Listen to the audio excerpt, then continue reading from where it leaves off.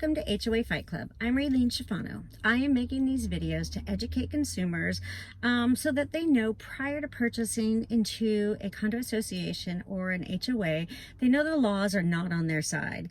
And to make sure that we all understand our CC&Rs, if you are in an HOA or a condo association, or if you're having any problems, you're more than welcome to always contact me, hoafightclub@gmail.com. And then if you subscribe and like my stuff, then it really helps me. But I just want to make sure that everybody's educated before they buy into these associations, which are corporations. I do fight for Washington state residents for legislation, and currently working with the legislators to make and create laws that are fair and equal for everyone. One of the things I wanted to talk about today is your CC&Rs and your rights to vote in your association. So everybody always says if you're not happy, then you should vote the board out. Well, we all know that the board can use proxies. The proxies don't have to be verified in most cases. There are some places that they do have to be verified. It depends on the CC&Rs. In my association, they did not have to keep the proxies. They could destroy them right after the vote. So it was really hard to prove anything because they never kept the evidence. So we just want to make sure that our voting rights. One CC&Rs I was reading, and I'll post that on there, had a thing that if a homeowner is past due on any assessments, that they would lose their voting rights. This is kind of concerning to me only because it's a constitutional right to vote. So we don't take away American citizens' right to vote if they don't pay their taxes or pass due on their house bills or anything like that. The government does not ever take away your voting rights. In fact, they're actually fighting for criminals to have voting rights. So I think the fact that an HOA or condo association can suspend somebody's voting right is really, really unfair and unconstitutional. Homeowners need to be able to vote. If I am being fined by an association and they say I owe money and have had added attorney fees and now I'm past due, now they're taking away my voting rights.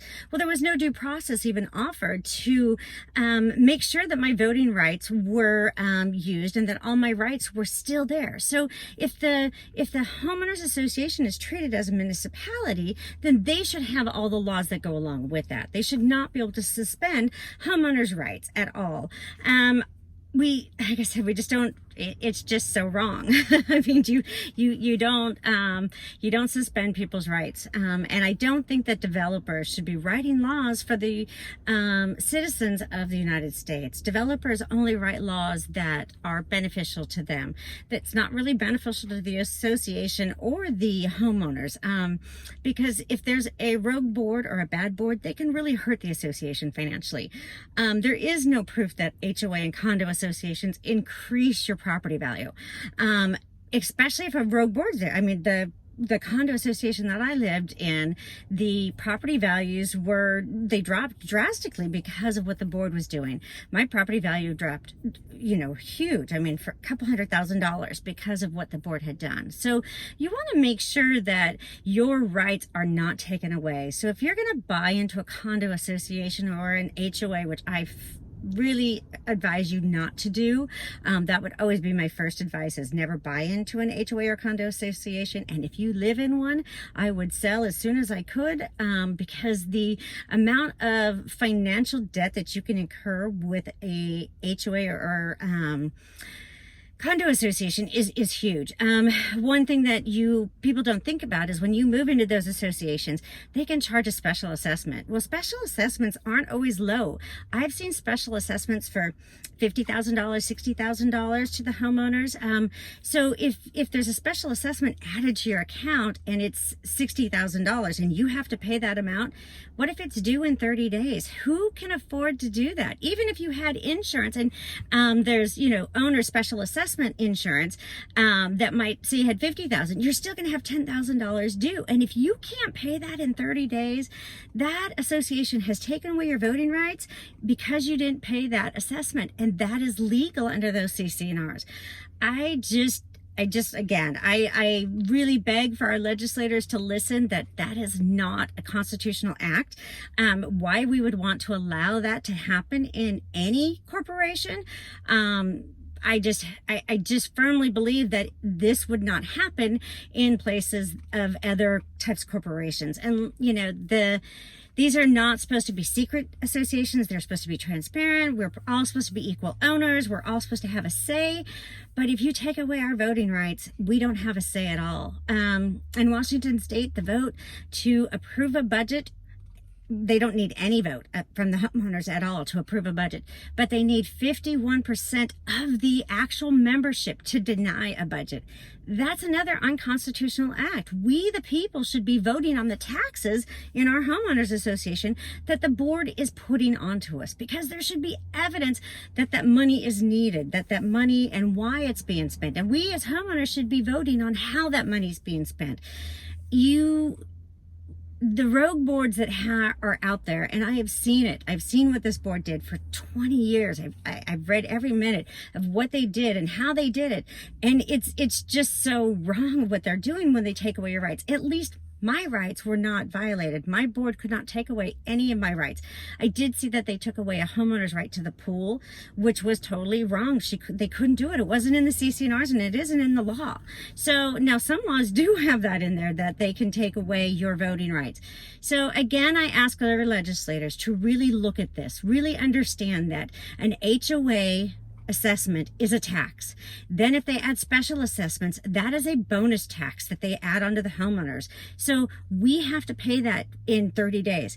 Even the IRS, if you don't pay them within 30 days, they can't take your home. They might be able to put a lien on it and start that kind of stuff, but it takes a long time.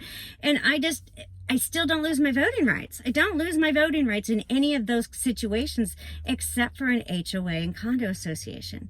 So we need to really fight for our rights and make sure that the legislators understand what we are up against when it comes to dealing with a rogue board.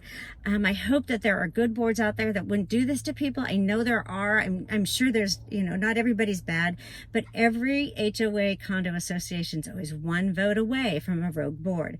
So we want to hold those people accountable. We want to hold the property managers and the attorneys, advising them to do these unconstitutional acts, because some of the boards are changing CC&Rs without the proper vote of the people, without the special meetings. People aren't getting the notifications now because of COVID. It's just kind of a big quagmire that we're all in right now, but things are coming to light because of it. So when we see that foreclosures are, that attorneys are wanting to still foreclose during this time of COVID, it's really concerning. And I know associations have to be able to survive, but those associations can take small business loans. They can take PPP loans. They can do a lot of things with the association that the homeowners can't do.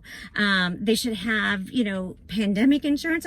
Hopefully they offer that kind of stuff. Those are the things that you need to look into, because these are bringing up a whole nother issue that we have never dealt with before. So again, I admonish you to never buy into an HOA or condo association, and if you do, please make sure you understand your CC&Rs and where the budgets are, and always stay involved in everything you do with HOA.